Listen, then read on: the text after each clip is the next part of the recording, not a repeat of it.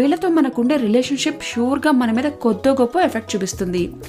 రిలేషన్షిప్లో బాగా ముందుకు వెళ్ళి మనసు మీద దెబ్బ కొట్టించుకుని అలసిపోవడం కన్నా విషపూరితమైన మనస్తత్వం ఉన్న వాళ్ళని ముందే గుర్తించి దూరం పెడితే ఎన్నో కిలోల మనశ్శాంతి మీ సొంతం అవుతుంది.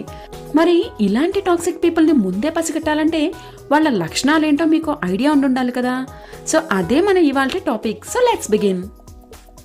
నెంబర్ 1, లైఫ్లో ఏం జరిగినా వీళ్ళు తప్పించి మిగతా వాళ్ళందరూ రీజన్ అవుతారు అండ్ వీళ్ళు మాత్రం విక్టిమ్స్గా ఉంటారని వీళ్ళు అనుకుంటారు. వాళ్ళ వస్తువులు వాళ్లే ఎక్కడో పెట్టుకుని కనిపించకపోతే నువ్వు తీసావంటూ అరుస్తుంటారు.